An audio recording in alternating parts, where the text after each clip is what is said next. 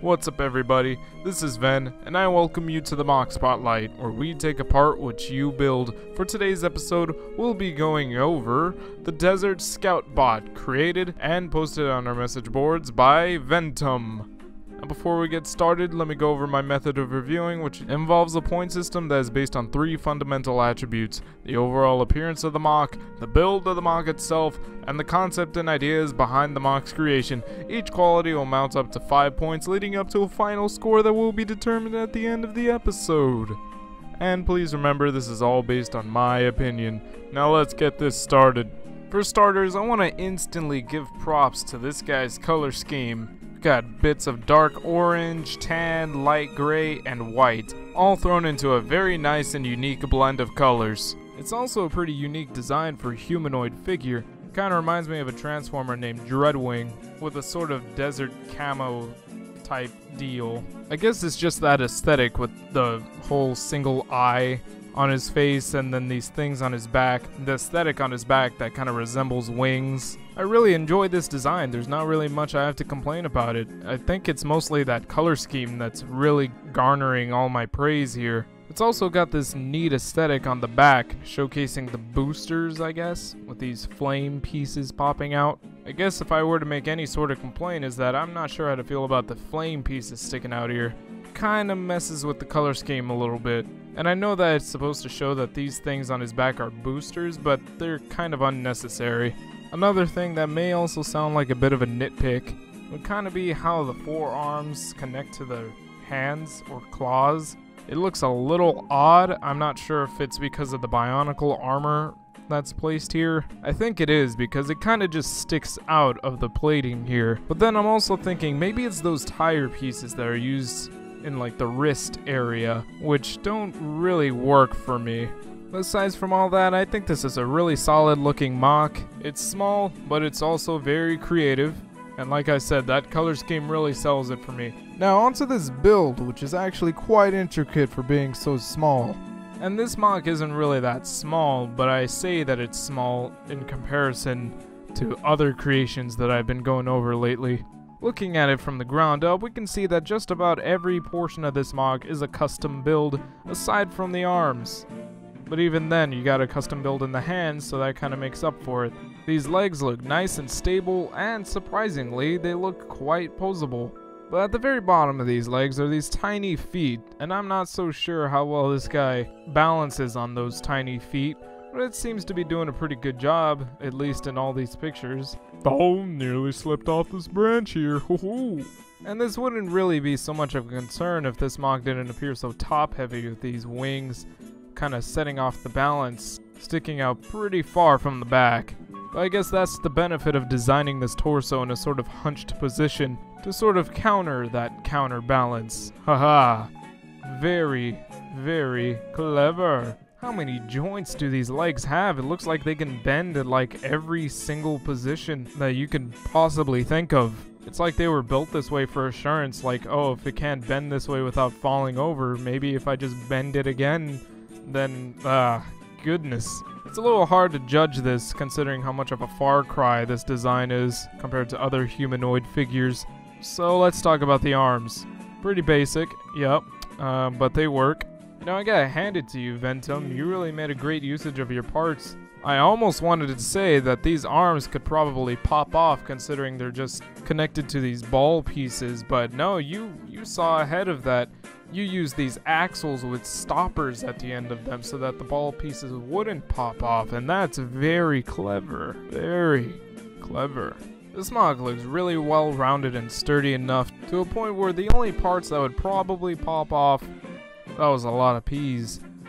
The only parts that would probably pop off would be the fingers, because they're system-based, and we know how flimsy system can be sometimes when they're integrated into a Technic/CCBS/Bionicle build. But nah, good build, great coverage on the torso. I can barely make out how this thing was put together. Very nice, very nice.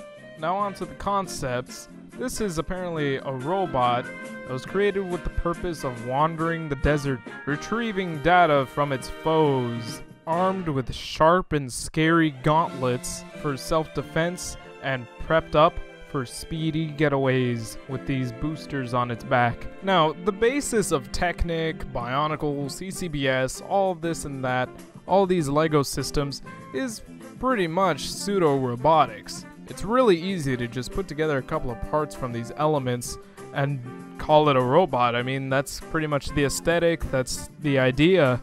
You can get away with anything as long as you call it a robot, and then anybody will believe you. I mean, Bionicle sets look like robots. Hero Factory characters are robots. Very expendable subject when it comes to this sort of system. So then it becomes a matter of, is it a good-looking robot, and is this robot properly built?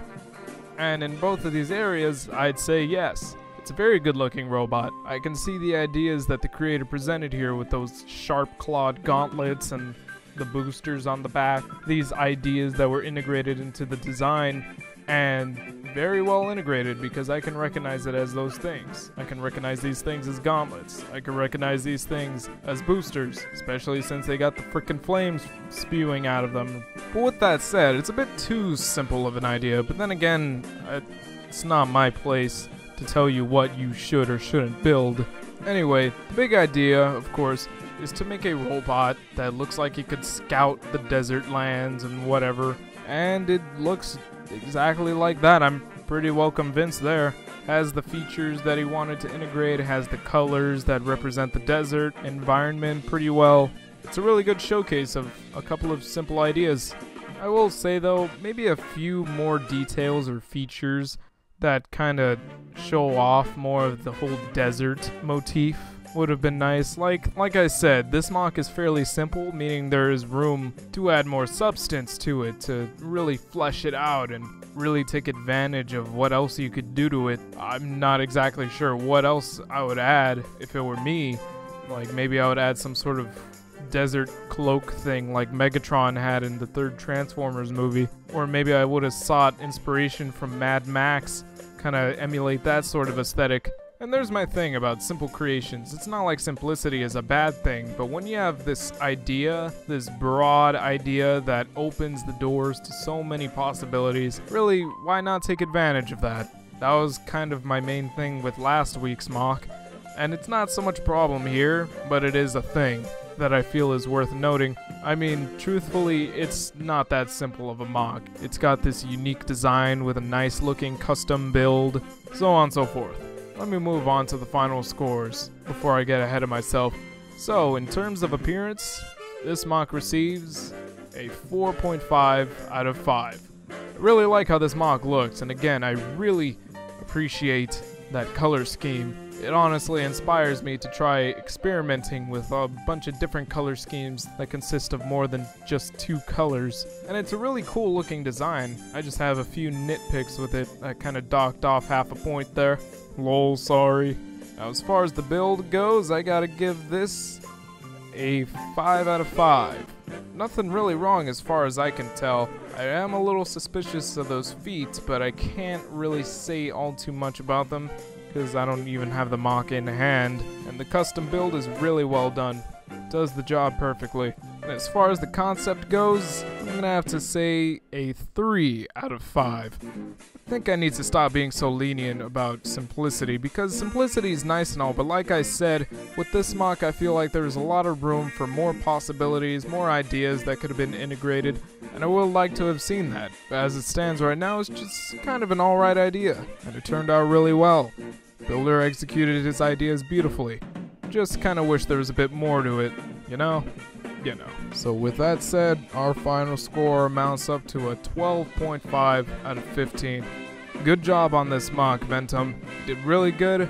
Really love that color scheme. I'd love to see more out of you. I'd love to see some more out of our viewers here. If you guys post your creations to the message boards at board.ttvpodcast.com under the LEGO Creations category, you may have a high possibility of appearing on the MOC Spotlight, because that is my main source of creations to put up on the Spotlight anyway. So check out the boards, post your creations, and thank you all for watching. I'll see you all next time.